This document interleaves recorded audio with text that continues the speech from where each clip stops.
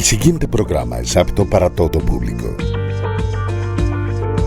Canal C.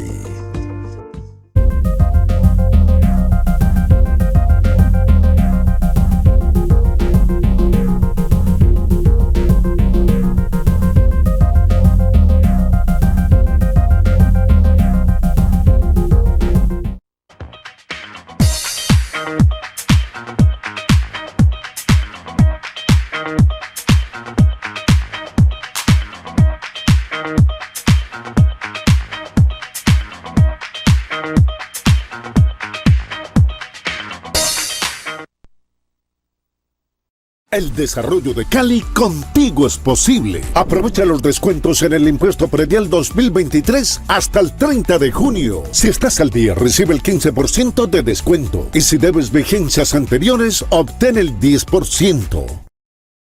Aprovecha el 50% de descuento en la tasa de interés moratorio en los tributos distritales. Realiza tu pago hasta el 30 de junio por la app Impuestos Cali o PSE y de forma física en la red de bancos autorizados, Puntos Gane y Efecti.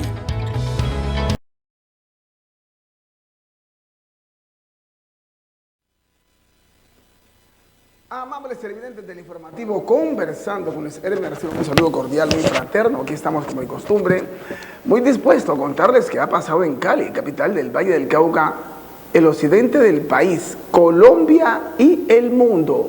Es un informativo que interactúa con la cultura, interactúa con lo político, con lo social, en fin. Aquí estamos preparados para ese propósito y durante todos estos años nos han caracterizado o nos hemos caracterizado por tener una visión más holística, amplia, sinérgica acerca del acontecer en Cali y otras ciudades del país, como lo acabo de decir. Esto se llama Conversando con Luis Hermes. Mi nombre es Elimo Seristerra, hago parte del Círculo de Comunicadores de Cali en calidad de afiliado y aquí estaremos, reitero, estos 60 minutos, si Dios lo permite. Iniciamos hablando de un tema que ha sido noticia en las últimas horas en esta parte de la geografía nacional, Cali, y tiene que ver con el hecho que ha causado desconfianza por parte del electorado, del constituyente primario, y es la situación que afecta, digo yo, y creo que sin ningún tipo de equívocos, a la señora Catalina Ortiz, la Cata, Catalina Lao, como ella tiene su campaña política. Perder la credibilidad, la confianza, es prácticamente parte de una derrota. Cuando la señora Catalina Ortiz hace parte de ese video que preparó, según la información, una red de, bueno, no sé si son fanáticos o son personas que se dedican a hacer este tipo de videos, y ella está involucrada y que al fin y al cabo ofrece disculpa por lo ocurrido, está asumiendo la culpa. Cuando usted ofrece disculpa por una situación, está asumiendo la responsabilidad o parte de la misma. Una cosa o la otra cosa afecta la confianza, la credibilidad del constituyente primario o del electorado. Doctora Catalina Ortiz, siendo o interpretando la situación como la vemos nosotros, es usted la que debe tomar la decisión si continúa su aspiración como precandidata a la alcaldía de Cali o por lo contrario usted cree que este video preparado, diseñado, orquestado por esa persona y que de una u otra forma la afecta a usted desde mi óptica, puede renunciar o puede continuar su candidatura o sus aspiraciones a ser alcalde de Cali. Eso lo decide usted. Pero desde mi punto de vista, debería ser gallarda, como decimos en la costa del Pacífico, con gallardía, desde mi punto de vista, no el suyo y entiendo que no el de muchos televidentes. Renunciar. Sí, renunciar.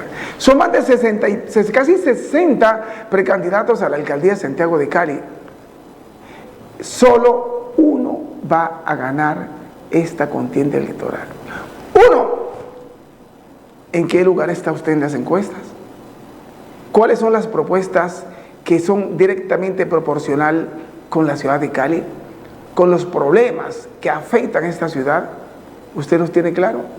Si esas propuestas son directamente proporcional con la necesidad que tiene Cali de superar sus dificultades, superar sus límites en todos los campos, bueno, lo decide usted. Pero reitero, si fuera yo, Célimo Sinisterra, que se encontrase involucrado en este tipo de situaciones bastante embarazosas, yo presentaría mi carta de renuncia y saldría por la puerta ancha, porque es mejor tener carácter, reconocer los errores personalmente y públicamente y hacer lo que se tiene que hacer. Así que, señora Catalina Ortiz, en sus manos está. No le estoy obligando a que tome la decisión de renunciar, no.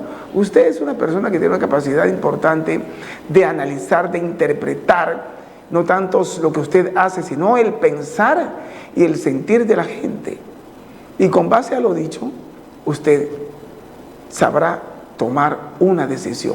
Si continúa como precandidata a la alcaldía de Cali o con base a los hechos bochornosos y vergonzosos que hacen perder la confianza, la credibilidad de un candidato o precandidato, decide quedarse. Allá usted verá qué querrá hacer. Muy bien, cambiamos de tema, señores televidentes del informativo Conversando con Luis Hermes, y vamos a relacionar, hacer alusión nuevamente a esos 4 niños que se encuentran perdidos en la Amazonas o en el Guaviare, en la montaña de Colombia. 34 días con hoy, sin un cuchillo, sin un machete, digo yo, sin candela, ¿de acuerdo? Sin comida, sin frazadas, sin cobija, sin leche para el niño de 11 meses, sin medicamentos, sin repelente para la cantidad impresionante de zancudos y mosquitos que se encuentran en la manigua, en la selva, sin una sombrilla, sin una carpa, a no ser que cuando se siniestró el avión llevan esos elementos allí, ellos lo sacaron y se lo llevaron. Si es así, son puntos a su favor. Pero si no es así, con todas las carencias que acabo de mencionar y el aguacero, es que cuando llueve en esas regiones son torrenciales los aguaceros, inundan incluso el sitio donde la gente está parada, lo inundan. Entonces, señores miembros de las Fuerzas Armadas de Colombia, su valentía, su arrojo, su carácter, su decisión, la felicito. Como es miembro de las Fuerzas Armadas de Colombia, perteneciente al Batallón de Infantería número 9 de Boyacá, en Pasto, Nariño, soldado del Ejército Nacional, aplaudo la decisión y la valentía. Decisión por parte del comandante del ejército y la valentía de cada uno de los soldados que aún con o sin esperanza buscan a esos 4 muchachos desaparecidos. Es como si se hubiera tragado la selva. No entiendo, señores televidentes, por qué, siendo más de 400 hombres que están detrás de las huellas de estos muchachos, no los pueden encontrar. Y con la compañía de perros adiestrados para ese propósito, y con la compañía de circuitos electrónicos, aparatos electrónicos para localizar a perdidos, a personas como hicieron en Turquía y en varias partes del mundo donde ha habido tragedias. ¿Cómo es posible que con todo lo que he mencionado no logren encontrar en 34 días a esos muchachos? Ni porque todos los días estuvieran corriendo, ni porque todos los días estuvieran corriendo. Hay varias hipótesis y yo voy a mencionar una de ellas. Que un grupo insurgente los haya encontrado y los tenga en su poder. Aplaudo eso si así es, porque los han protegido, les están dando comida, medicina y los están protegiendo a esos muchachos. Segundo, que un grupo, un resguardo indígena los haya encontrado y los tenga allá y esperan a que pasen los días, puede ser por capricho, puede ser por decisión cultural de ellos, y los tengan allá sin importar qué está pasando con el resto de los colombianos, que los queremos ver libres o saber qué ha pasado con ellos. Van dos hipótesis. Tercera hipótesis, que hayan tratado de cruzar un río, el río que precisamente iba a acuatizar el avión cuando se dio cuenta que estaba a punto de siniestrarse el avión, pensó acuatizar, que hayan localizado ese río, hayan tratado de cruzarlo y hayan perecido. O que en otros casos hayan intentado cruzar alguna quebrada y hayan encontrado anguilas eléctricas, temblón como lo llaman, o hayan encontrado cocodrilo, o no hayan logrado superar a la orilla porque la profundidad supera la altura de ellos y hayan perecido ahogados. Pero los cuerpos entonces tenían que haber flotado.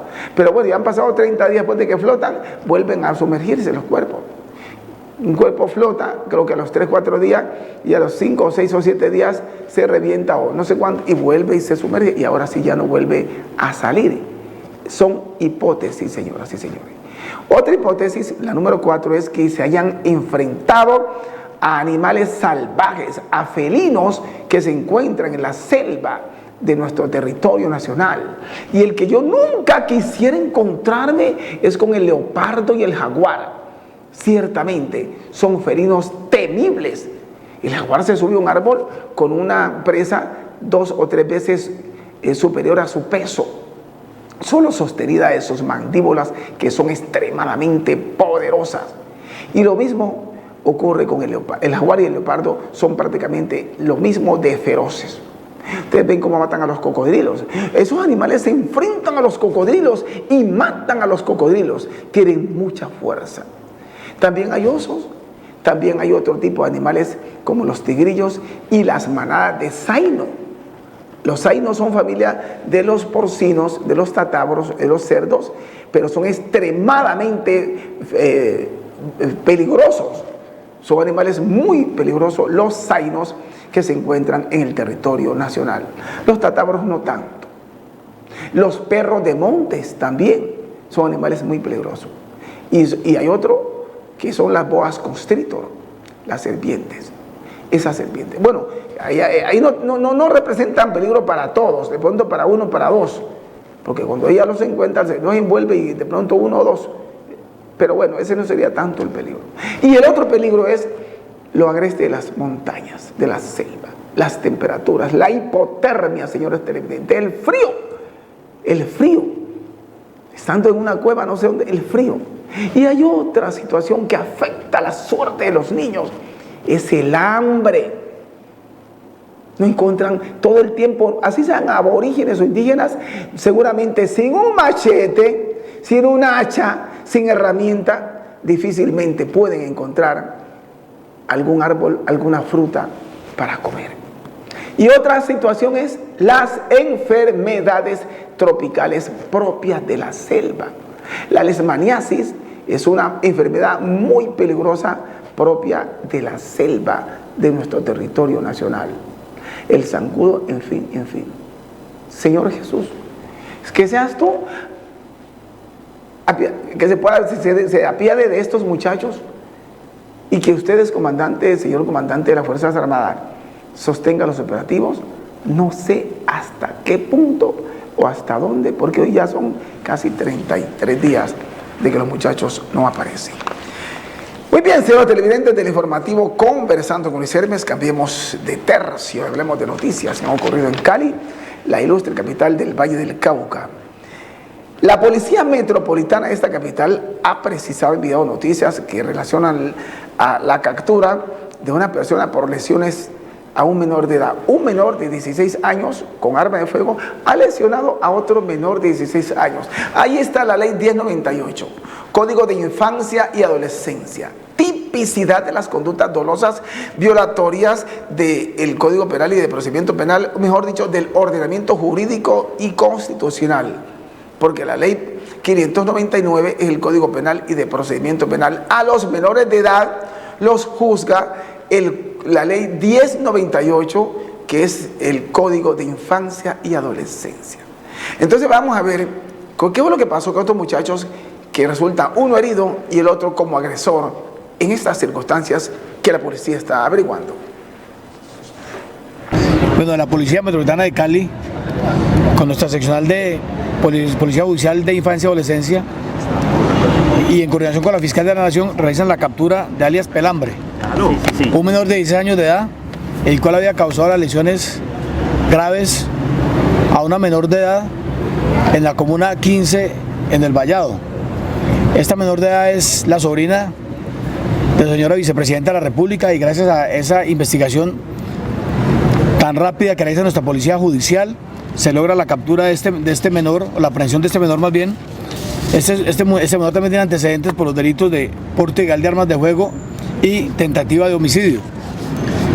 En este momento fue puesto a disposición de autoridad competente y estamos a esperas obviamente de que se legalice una audiencia de control de garantías para que se legalice obviamente la aprehensión de este menor. Se encuentra bajo protección del ICBF y obviamente, como estaba manifestando, esta investigación fue una investigación muy rápida que realiza nuestra Policía Metropolitana, donde se da este excelente resultado. Según lo que se puede establecer, este muchacho pertenecería a una estructura delincuencial que se llama Los África, que tiene injerencia en la comuna 15 y en el cual se dedica al tráfico de estupefacientes. Entonces, al parecer, toda esta situación se presenta por el control de la venta y el consumo de estupefacientes en esta zona de la ciudad. En este caso sí fue muy importante esa bolsa de recompensas que ha sacado obviamente la Alcaldía Municipal y nuestra Policía Nacional, el cual obviamente generó esta información que nos ayudó a rápidamente esclarecer estos hechos. Capturado menor de edad en la comuna 15 por intento de homicidio. Es que, señores televidentes, la mayor parte de los que agreden con arma de fuego, arma blanca, son menores de edad. Yo creo que es importante que el gobierno nacional haga una propuesta para de alguna u otra forma reformar, valga la redundancia, el Código de Infancia y Adolescencia. Porque muchos niños están terminando privados de la libertad. ¿Y qué pasa con eso? En las cárceles, en los centros de rehabilitación, prácticamente no se aprende mayor cosa buena. Porque la primera pregunta que le hacen a un convicto cuando ingresa al centro carcelario, ¿usted qué hizo? ¿Usted qué hizo? Esa es la primera pregunta. Y luego las personas que llevan 4, 5, 6, mucho tiempo allá, comienzan a diseñar estrategias para evitar que la vuelta se caiga. Entonces me parece que el Código de Infancia y Adolescencia se debe reformar. Propuesta que le hago al presidente Petro, a los congresistas, representantes a la Cámara y también senadores de la República. A propósito, la Ley 30 de 1986 tipifica como delito el porte y consumo de sustancias psicoactivas. Ley 30 de 1986. Y por eso en las últimas horas ha sido capturada una pareja de jíbaros que se encargaban de comercializar estupefacientes en la capital del Valle del Cauca. Pueden observar ustedes allí los capturados por parte de la Policía Metropolitana de Santiago de Cali, estas personas que seguramente tendrán que responder ante la autoridad competente por estos delitos. Y es que déjenme decirle que uno de los peores efectos de los jíbaros es que lo comercializan, lo ofrecen a los estudiantes, a la comunidad educativa. Y esos muchachos que son a veces que tienen poca autodeterminación, se dejan inducir, se dejan adoctrinar, se dejan llevar, como decimos nosotros comúnmente, y prueban la droga. Y por lo general, casi siempre el que prueba, don Edison, la primera vez le queda gustando o porque produce adicción. Así que por eso han sido capturadas estas dos personas por vender droga y en el peor de los casos a menores de edad.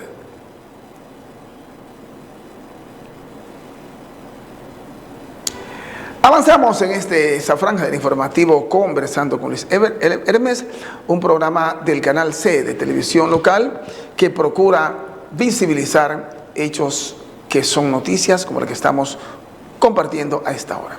A propósito, han sido capturados dos jóvenes con pistolas, armas de fuego. A propósito de las armas de fuego, oído señor, si usted tiene una traumática y no la hizo registrar, se tipifica como dolo, como delito, ley 599, Código Penal y de Procedimiento Penal, porte ilegal de armas y puede pagar con cárcel. En esta oportunidad, esos jóvenes han sido capturados. Miren ustedes, están las armas de fuego, una pistola y un changón. ¿Sí lo ves, Edison? Un changón. Ahí está, calibre 20, 16 o 12. Ese que ven a mano izquierda es un arma peligrosa, es una arma, tiene munición de escopeta, y eso lo fabrican, ¿dónde? No sé, lo fabrican en Cali. Y la pistola es una pistola 9 milímetros que causa la muerte. Ahora, ¿qué pasa con este joven capturado? ¿De acuerdo? Este joven, por porte ilegal de arma, y no se sabe qué otros delitos, puede pagar entre 8, 10, 15, 20 años de prisión. Y será un dolor, una tristeza, un sufrimiento, una amargura, una melancolía para el papá, la mamá y toda la familia, un desprestigio. Por eso desde aquel informativo en mención y también de Noti21 estamos haciendo un llamado a papá y a mamá. Y a ustedes, niñas y niños, adolescentes, no se dejen adoctrinar, no se dejen inducir, porque pueden terminar en la cárcel, el cementerio o el hospital. No hay otro lugar en donde terminan las personas que no tienen capacidad de autodeterminación para tomar las mejores decisiones, como este joven. Miren ustedes, con 2 armas de fuego, hoy seguramente está allá en un calabozo, aguantando frío, sin cobija o con mucho calor y con hambre, cuando debería estar en su casa viéndose el partido del América, el partido de la Selección Colombia, chateando, conversando y compartiendo con su familia, pero no, por dejarse llevar por unos pesos, terminan en la cárcel, el hospital o el cementerio.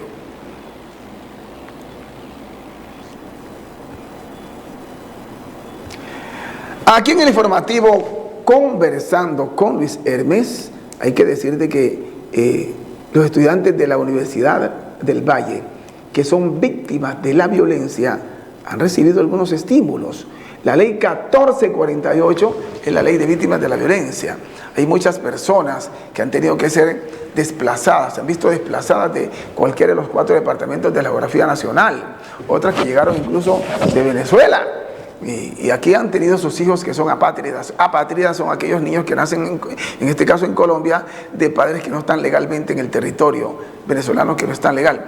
Y esos hombres y mujeres, algunos que han venido del Pacífico, víctimas del conflicto armado, desplazados por la violencia, y son estudiantes de Univalle, según la gobernadora del Valle del Cauca, tendrán algunos beneficios. Esta es la noticia.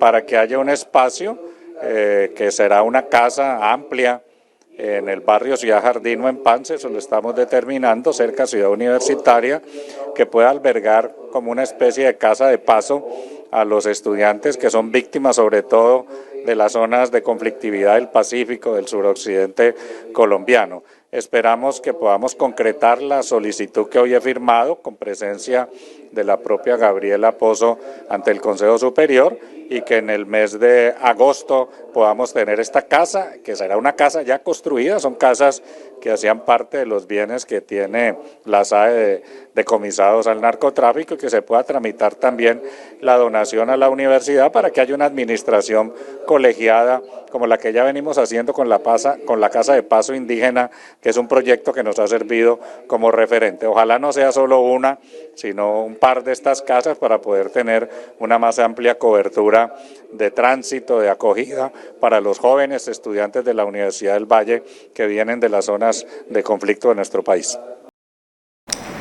El doctor Varela es el rector de la Universidad del Valle. La Universidad del Valle creo que fue fundada en 1945, ya tiene varios años, va para un siglo. Una de las universidades de más prestigio del territorio nacional. Y por supuesto la Nacional Abierta a Distancia, que fue la donde yo me preparé o estudié filosofía. A propósito, otras noticias tienen que ver con la gobernadora, exgobernadora del Valle del Cauca, Dilian Francisca Toro. Ella ganó varios premios. Y eso, de una u otra forma, la gobernadora Clara Luz Roldán también, y eso de una u otra forma es bueno para el territorio vallecaucano.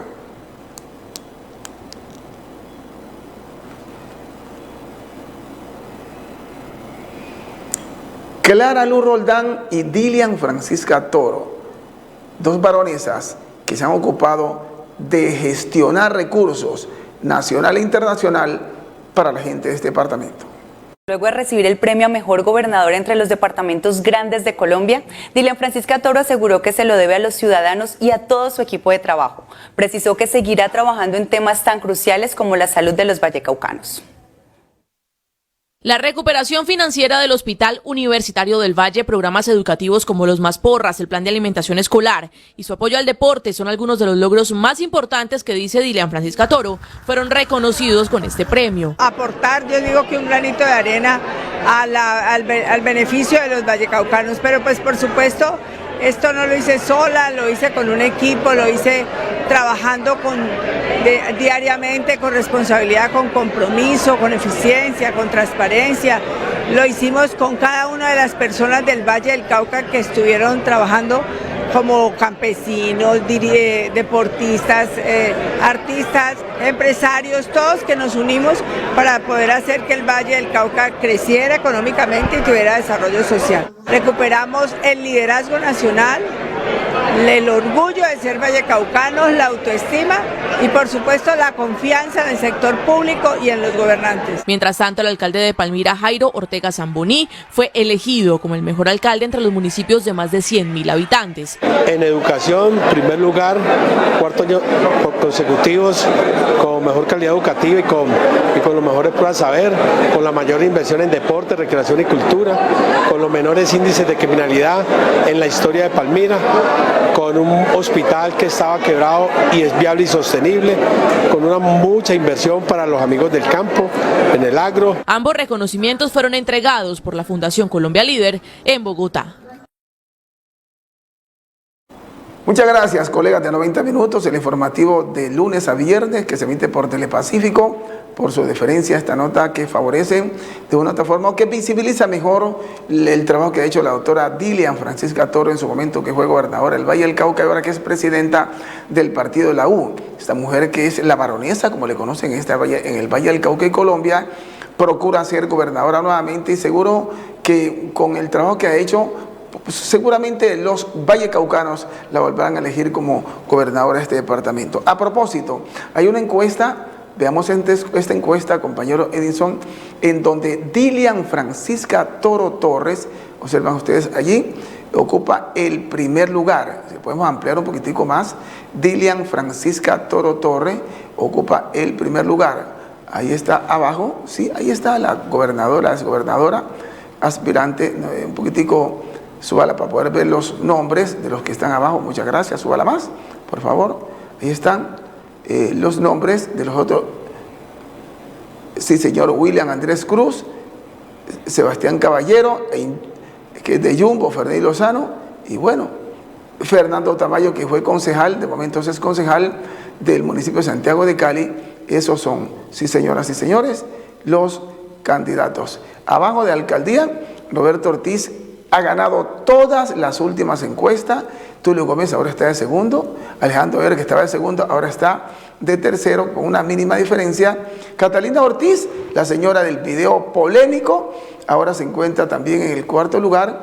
Y Millerlandi Torres, secretaria de Salud Municipal, también gerente de la S Suroriente y de la S Centro, que estuvo aquí con nosotros en el informativo conversando con Luis Hermes, está de quinta. De ahí para allá hay más de 50 precandidatos a la alcaldía de Cali. Pero déjenme decirle que Dilian Francisca Toro continúa siendo, al igual que Roberto Ortiz, a la alcaldía de Cali con la mayor aceptación y Dilian Francisca Toro como aspirante a la gobernación del Valle del Cauca con la mayor aceptación. Muy bien, a propósito, el partido de la U ha hecho algunas propuestas que tienen que ver con la reforma a la salud y otros proyectos importantes que se están gestando en el legislativo, en el Congreso de la República. Esta es la información que tenemos para ustedes en torno a cómo son las propuestas y en qué sentido están orientadas y a quién van a favorecer del partido. De la U en el proyecto de reforma a la salud. No habrá intermediación financiera. Habrá giro directo de la ADRES a los hospitales y clínicas. Todas las mujeres tendrán licencia de maternidad sin importar su capacidad de pago. Para ello deben asistir a todos los controles prenatales. Esto contribuirá a disminuir la mortalidad materna. Establecimos una unidad de pago por capitación que sea ajustada de acuerdo con las condiciones geográficas, epidemiológicas, socioeconómicas, edad y sexo de la población. Eliminación de las facultades especiales al presidente de la República, avalando únicamente la capitalización de la nueva EPS. Estos son algunos puntos que incluyó el partido de la U en el proyecto de reforma a la salud.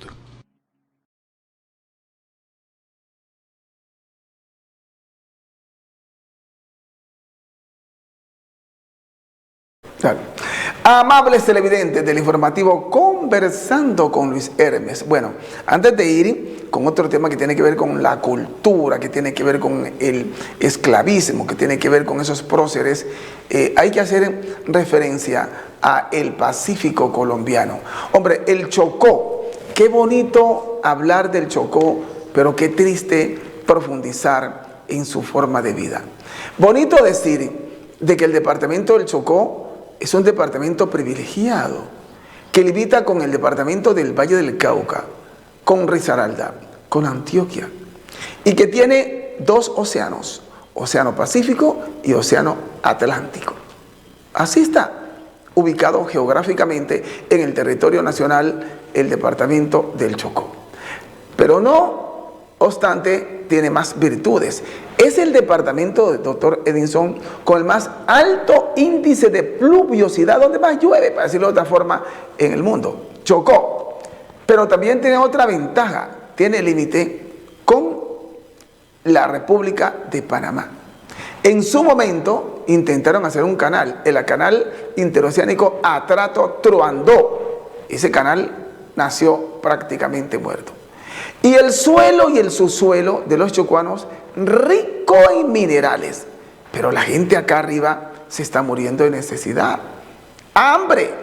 Los aborígenes, los embera, es decir, negros e indios que viven en lugares recónditos, especialmente en la zona rural, con muchas dificultades. Incluso los que viven en Andagoya, en Espina, en muchos municipios tienen dificultades para subsistir. Entonces el gobierno nacional deben diseñar estrategia para que esta gente que vive en el Chocó no se muera de necesidad.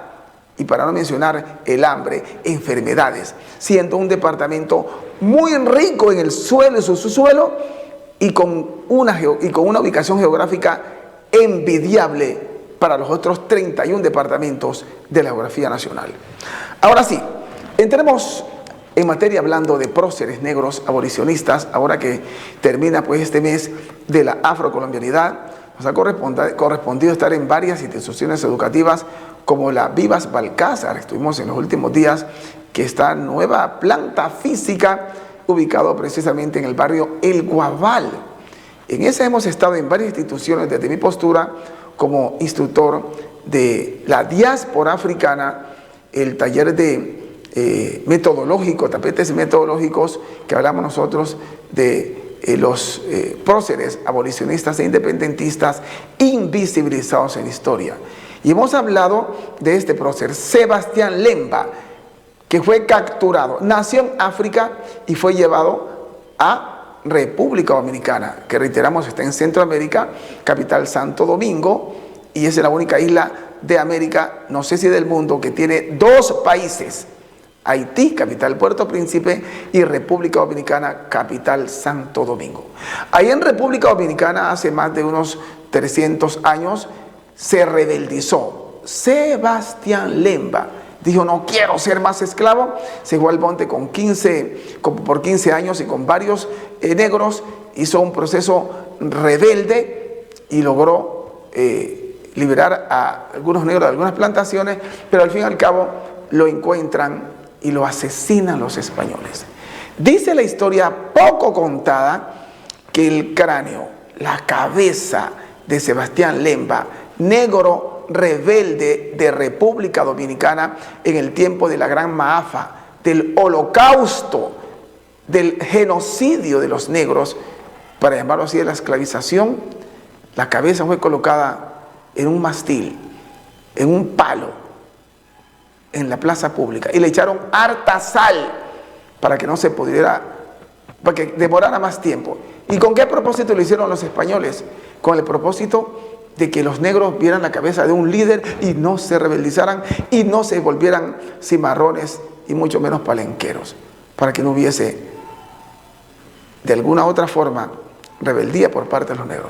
Veamos este pequeño material audiovisual que hemos preparado para ustedes en torno a la vida de Sebastián Lemba.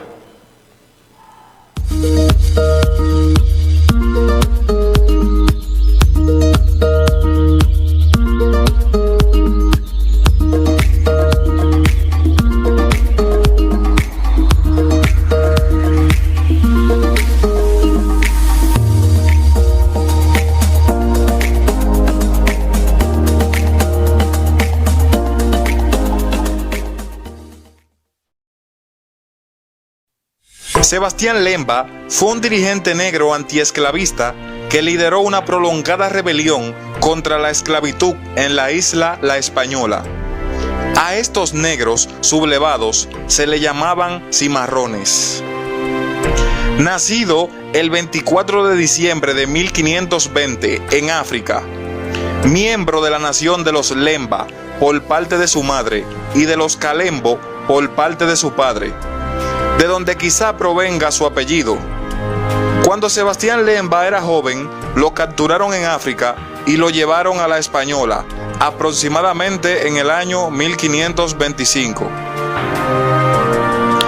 Debido al maltrato que se le daba a los esclavos en La Española, Sebastián Lemba Kalembo y un grupo de esclavos se alzaron aproximadamente en el año 1532.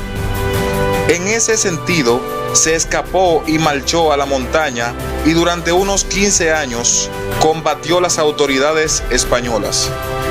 A Sebastián Lemba, Kalembo y a su grupo se le fueron uniendo otros esclavos. En su momento pudieron llegar a ser entre 150 y 400 hombres. Lemba Kalembo dirigía a esos hombres como si fuera un ejército. Iban a cualquier poblado, atacaban a los españoles y libertaban a otros esclavos. Se movían por toda la isla.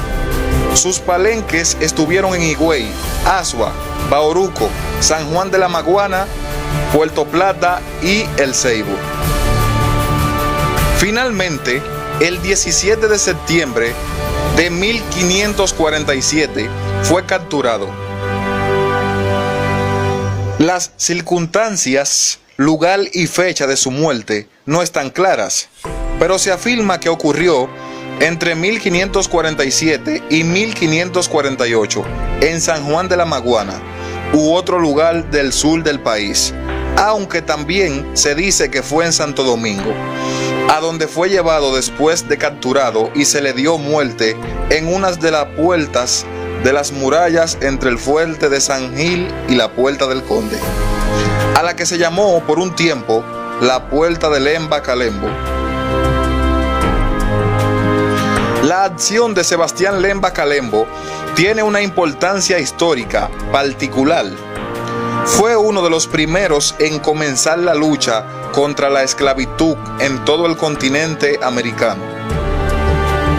En el mes de septiembre murió peleando por la libertad de los negros esclavos, Sebastián Lemba, conocido como el más aguerrido de los caudillos cimarrones de la isla de Santo Domingo.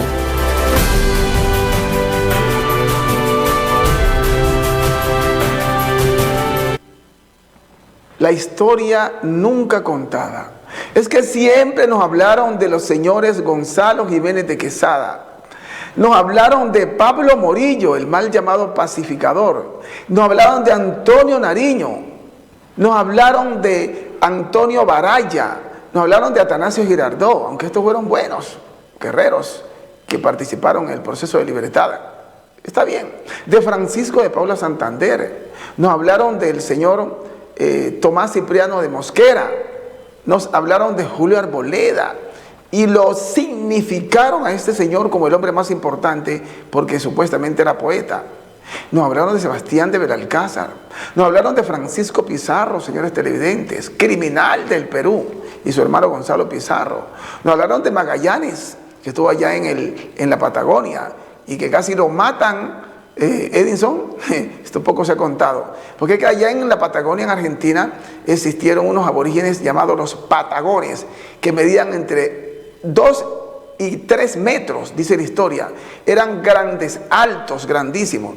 Y un día iba el señor Magallán con sus calaveras y se encontró con, el señor William Adams,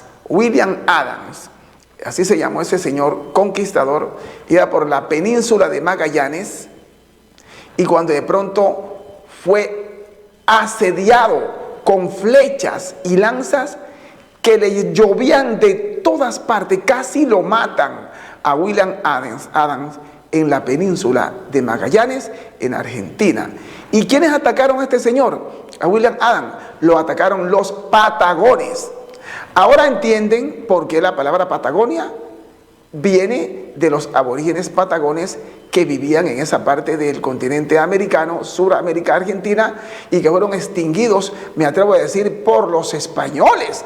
Porque si se enfrentaron con William Adams, es porque ya existían al momento que los españoles invadieron esta parte del mundo. Creo que ellos los asesinaron a los patagones, como con la salmonela, una mala enfermedad, acabaron con lo poco que quedó de los mayas en lo que hoy es Centroamérica. Eso les quería contar acerca de los patagones, que por eso tenemos el nombre, la isla La Patagonia, y porque queda muy lejos. Muy bien, cambiemos de tema, señores televidentes del informativo, conversando con Luis Hermes. Estamos en el campo académico y nos vamos a unos 1000, 2000, 3000 o 4000 años antes de Cristo. ¿Qué si hoy significamos o hablaremos de las 7 maravillas antiguas del mundo? Voy a mencionar aquí, mientras vemos en un material audiovisual que hemos preparado, algunas de ellas. El Coloso de Rodas fue hecho en la isla de Rodas en honor al dios Helio. Los jardines colgantes de Babilonia, el palacio de Artemisa, el mausoleo de Halicarnaso, el faro de Alejandría y las pirámides de Giza. 7 maravillas antiguas y la estatua de Zeus, que precisan, recuerdan, aún hoy tenemos vestigios del palacio de Artemisa en Grecia. Ahí queda algo erigido. El faro de Alejandría, creo que un terremoto lo tumbó.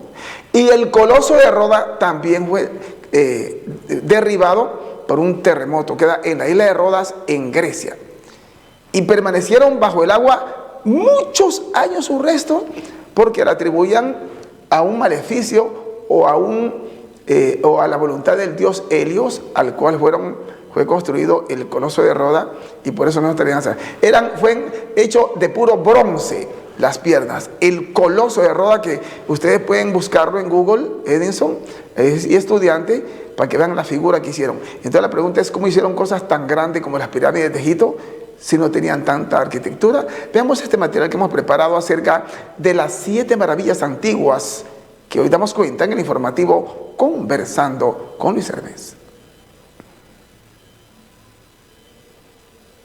La historia, incluso desde épocas muy tempranas, los seres humanos, cuyo paso por el planeta es finito, hemos manifestado un interés enorme por dejar huellas imborrables en él que nos hiciesen de alguna forma eternos. Algunos de estos intentos se manifestaron esencialmente a través del arte y la arquitectura, dejando para la posteridad algunas obras que, aun habiendo sido destruidas o borradas físicamente por el paso del tiempo, sí pasaron a la posteridad en el imaginario común de la humanidad por su majestuosidad, su tamaño, su complejidad o, como no, su inusual belleza, pasando a formar 7 de ellas una de las listas más famosas de todos los tiempos, la de las maravillas del mundo antiguo. En el vídeo de hoy te explicaré cuáles fueron y por qué tuvieron el honor de pertenecer a tan noble enumeración.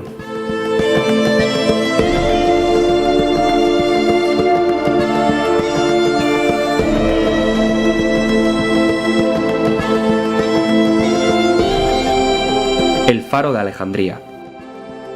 Nuestra primera parada nos lleva al Egipto del siglo III a.C., concretamente a la ciudad de Alejandría, lugar donde se levantó el faro más conocido de todos los tiempos. Esta obra es atribuida a Sóstrato de Gnido, por encargo de Ptolomeo I, y se estimó que su construcción se situó aproximadamente entre el 285 y el 247 a.C.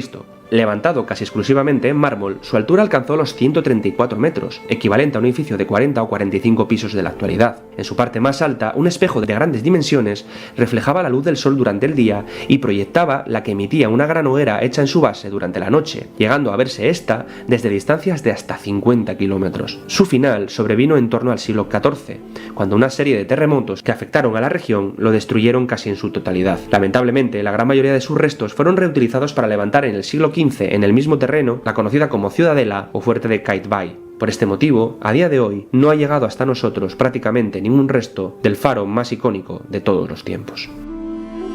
El Coloso de Rodas. Esta enorme estatua de bronce que se localizó en la isla griega de Rodas, forjada por el escultor Cares de Lindos entre el 294 y el 282 a.C., fue dedicada al dios griego Helios. En este caso, todo lo que conocemos acerca de ella lo sabemos gracias a los testimonios de autores clásicos como Estrabón o Plinio el Viejo, el cual aseguró que la misma tuvo una altura aproximada de 32 metros, más o menos como la actual Estatua de la Libertad de Nueva York, que mide 33. Sin embargo, esa imagen clásica de la estatua con las piernas abiertas dando entrada al puerto ha sido puesta en duda por muchos investigadores, debido sobre todo a motivos relacionados con el propio peso de la estructura, calculada en torno a las 70 toneladas, que hubieran hecho que se hundiese al poco de su construcción, así como la evidente desprotección de la ciudad por su abertura al mar. Actualmente se teoriza con que la famosa estatua pudo estar situada en la acrópolis de la ciudad, junto al santuario consagrado al dicho dios, y que su destrucción sobrevino también por la acción de un terremoto en torno al año 226 a.C. El mausoleo de Halicarnaso. Esta fue una construcción funeraria levantada en Halicarnaso, en Asia Menor, la actual Turquía, en honor al sátrapa Mausolo. Esta tumba, levantada por los arquitectos Sátiro de Paros y Piteo, data del 353 a.C. y destacó por su tamaño, pues alcanzó los 45 metros de altura divididos en 4 pisos. Tal fue el impacto que generó en su época que este modelo de construcción sirvió de ejemplo para muchas posteriores, de ahí que fuese culpable del origen del término mausoleo, que a su vez tenía su raíz en el propio nombre del difunto. Según los escritos antiguos, la reina viuda, Artemisia II de Caria, ordenó llenar el lugar de un suntuoso y enorme ajuar debido a la creencia de que con esas riquezas su marido estaría mejor en la otra vida. 16 años después de haber sido construido, la ciudad fue tomada por Alejandro Magno, el cual ordenó la destrucción del mismo. Tal y como sucedió con el Faro de Alejandría, muchos de sus restos materiales fueron usados para levantar nuevos edificios o reparar otros ya existentes, como es el caso del Castillo de San Pedro, también localizado en la misma ciudad de Halicarnaso. La estatua de Zeus en Olimpia.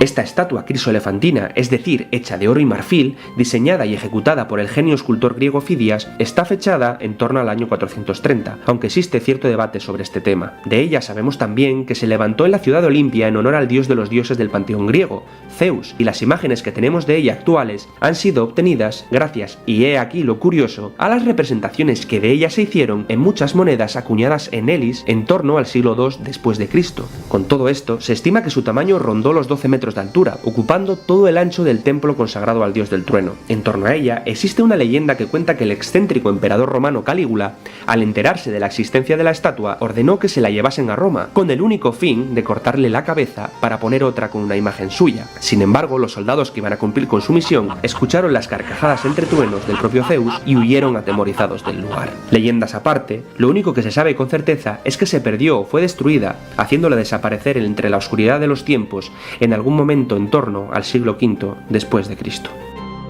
El templo de Artemisa en Éfeso.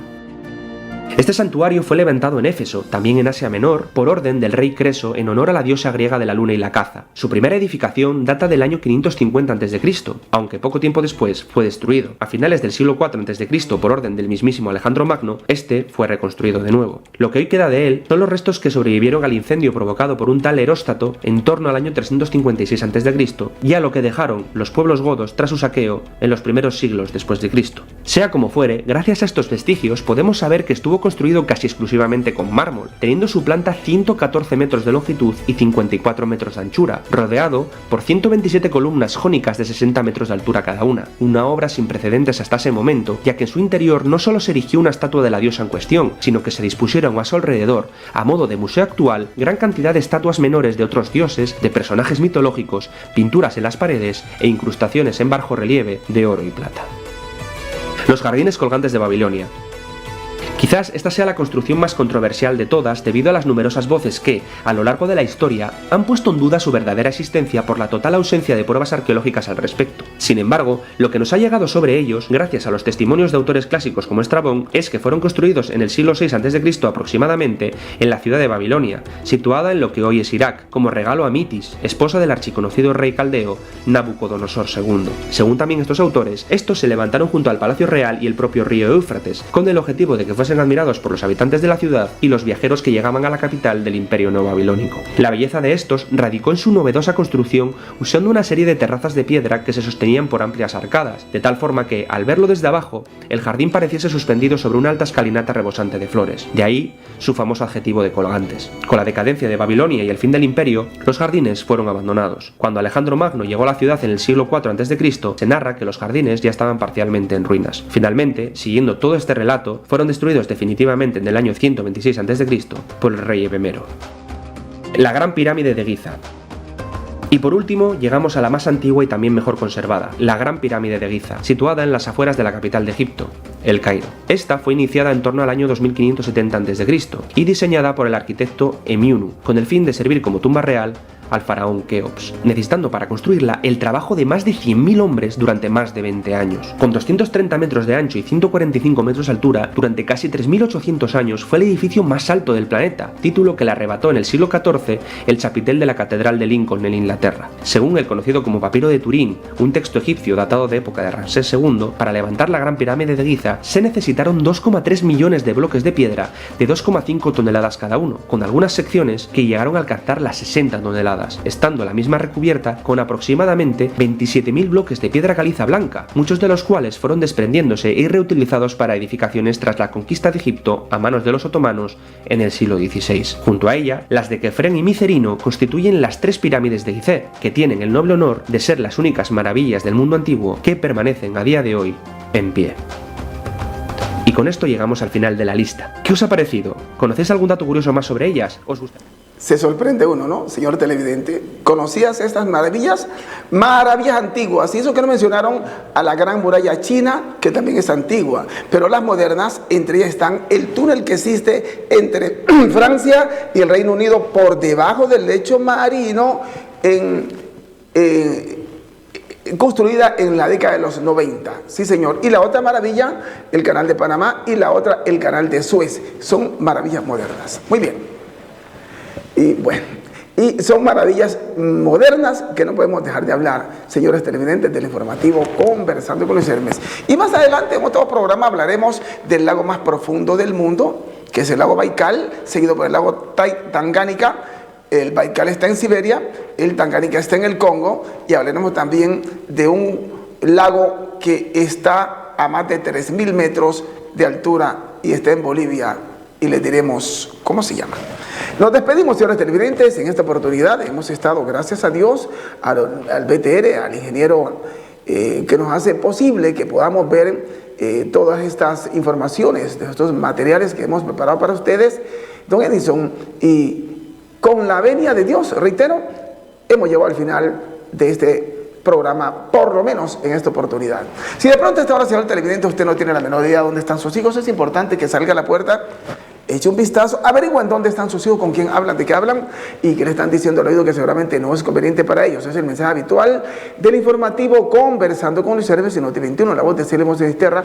Ese precisamente soy yo, miembro activo del Círculo de Comunicadores de Cali en calidad de afiliados. Señoras y señores, gracias por dispensar con su sintonía y feliz anochecer, amanecer o atardecer para todas y todos ustedes. El desarrollo de Cali contigo es posible. Aprovecha los descuentos en el impuesto predial 2023 hasta el 30 de junio. Si estás al día, recibe el 15% de descuento. Y si debes vigencias anteriores, obtén el 10%. Aprovecha el 50% de descuento en la tasa de interés moratorio en los tributos distritales. Realiza tu pago hasta el 30 de junio por la app Impuestos Cali o PSE y de forma física en la red de bancos autorizados, Puntos Gane y Efecti.